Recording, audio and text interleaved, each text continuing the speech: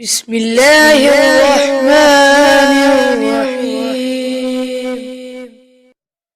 نحمده ونصلی علی رسولہ الکریم اما بعد فاعوذ باللہ من الشیطان الرجیم بسم اللہ الرحمن الرحیم الصلاۃ والسلام علیک یا رسول اللہ وعلی آلک واصحابک یا حبیب اللہ۔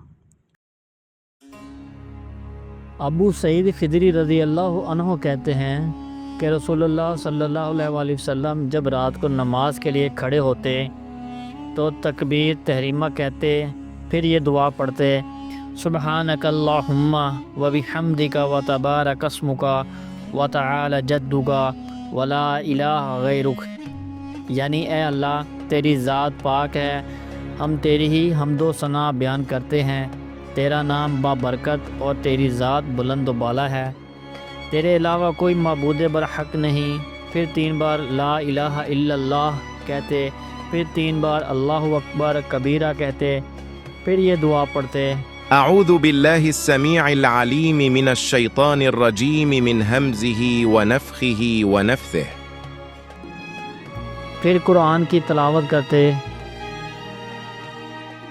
الشیخ عمر فاروق سعیدی حفظ اللہ فوائد و مسائل۔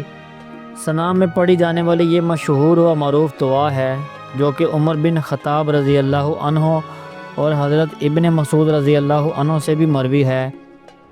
نماز میں تعوذ پڑھنے کا بھی ثبوت ہے کہ ثنا کے بعد اور قرات سے پہلے اعوذ باللہ پڑھنا سنت ہے۔